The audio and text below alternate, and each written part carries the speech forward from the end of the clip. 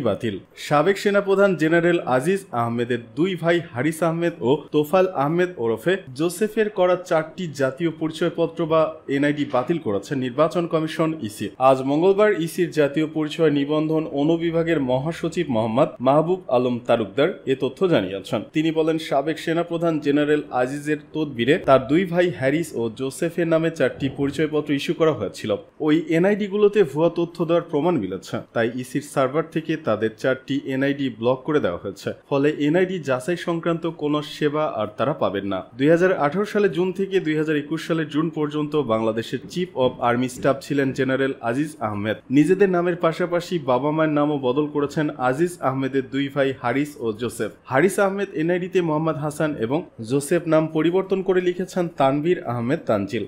এছাড়া তারা ঠিকানা পরিবর্তন করেছেন। হারিস আহমেদ ও তোফাল আহমেদ ওরফে জোসেফ কিভাবে মিথ্যা তথ্য দিয়ে এনআইডি কার্ড পেলেন তা খতিয়ে দেখতে 3 সদস্যের কমিটি গঠন করেছিল কমিশনের এনআইডি শাখা।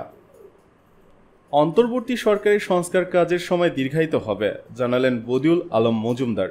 অন্তর্বর্তী সরকারের নেওয়া সংস্কার কাজের সময় দীর্ঘায়িত হবে বলে মনে করেন নির্বাচন ব্যবস্থা সংস্কার কমিশনের প্রধান বদিউল আলম মজুমদার। আজ মঙ্গলবার জাতীয় প্রেস ক্লাবের তোফাজ্জল হোসেন মানিক মিয়া হলে আয়োজিত কন্যা শিশুর পরিস্থিতি পর্যবেক্ষণ প্রতিবেদন উপস্থাপন অনুষ্ঠানে সাংবাদিকদের প্রশ্নের উত্তরে তিনি এসব কথা বলেন। 1.5 বছরের মতো সংস্কার করে অন্তর্বর্তী সরকার নির্বাচন দেবে বলে বার্তা সংস্থা রয়টার্সকে বলেছেন সেনাপ্রধান। এই সময়ের মধ্যে সংস্কার করে নির্বাচন সম্ভব কিনা এমন প্রশ্নের জবাবে বদিউল আলম মজুমদার বলেন, এটা আমার জানার কথা নয়। আমার ধারণা সরকার ও রাজনৈতিক দলের মধ্যে আলাপ আলোচনার মধ্য দিয়েই এটা নির্ধারিত হবে। আমার এ ব্যাপারে কিছু করার নেই, তবে আমি মনে করি এটা দীর্ঘায়িত হবে। রাজনৈতিক দল ও সরকারের মধ্যে সংলাপ হবে, একটা রোডম্যাপ তৈরি করে তার ভিত্তিতে সম্মিলিতভাবে সিদ্ধান্ত হবে। নির্বাচন কমিশনের সংস্কারও তো এই সময়ের মধ্যে করতে হবে। এই সময়ের মধ্যে আপনারা কি কি সংস্কার করছেন এমন প্রশ্নের জবাবে বদিউল আলম মজুমদার বলেন, সব নির্বাচনী ব্যবস্থা নিয়ে নির্বাচনী ব্যবস্থার সব দিক নিয়ে আমরা পর্যালোচনা করব এবং তার ভিত্তিতে সুপারিশ প্রণয়ন করব। এটা বাস্তবায়নের দায়িত্ব আমাদের নয়। 90 দিন আমাদের সময় দেওয়া হয়েছে। শেখ হাসিনা আওয়ামী লীগের সঙ্গে বিশ্বাসঘাতকতা করেছেন জানালেন সোহেল তাজ। প্রধানমন্ত্রী পদ থেকে পদত্যাগ করে পালিয়ে যাওয়া শেখ হাসিনা তার নিজ দল আওয়ামী লীগের সঙ্গে বিশ্বাসঘাতকতা করেছেন বলে মন্তব্য করেছেন দলটি থেকে নির্বাচিত সাবেক সংসদ সদস্য ও সাবেক স্বরাষ্ট্র প্রতিমন্ত্রী তানজিম আহমেদ সোহেল তাজ। সোমবার প্রবাসী সাংবাদিক কনক সরারের ইউটিউব চ্যানেলে এক আলাপচারিতায় অংশ নিয়ে এক প্রশ্নের জবাবে এসব কথা জানান তিনি। সোহেল তাজের কাছে কনক সরার জানতে চান যে দায়িত্ব নেওয়ার 5 মাসের মাথায় কেন তিনি স্বরাষ্ট্র প্রতিমন্ত্রী পদ থেকে পদত্যাগ করেছেন। জবাবে সোহেল তাজ বলেন, দায়িত্ব নেওয়ার সময় আমি ইন্সপায়ার্ড বা অনুপ্রাণিত ছিলাম যে বাংলাদেশে একটি গুণগত চেঞ্জ বা পরিবর্তন আসবে, একটা সিস্টেমেটিক চেঞ্জ আসবে।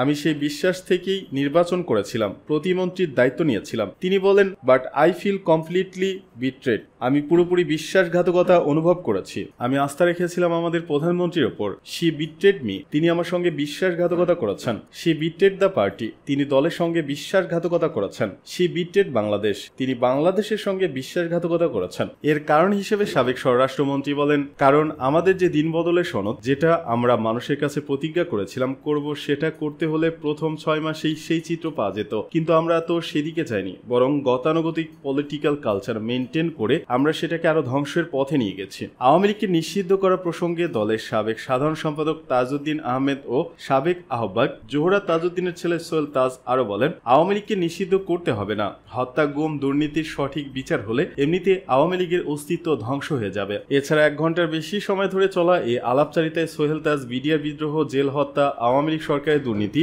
বদলি বাণিজ্য, ক্ষমতার বাইরে থাকা ও ক্ষমতায় থাকা শেখ হাসিনার বদলে যাওয়া, জুলাই অভ্যুত্থানে গণহত্যার পরও নিজের বোন সিমিন হোসেন রিমির আওয়ামী লীগে থাকা এবং দল হিসেবে আওয়ামী লীগের ভবিষ্যৎ নিয়ে কথা বলেন।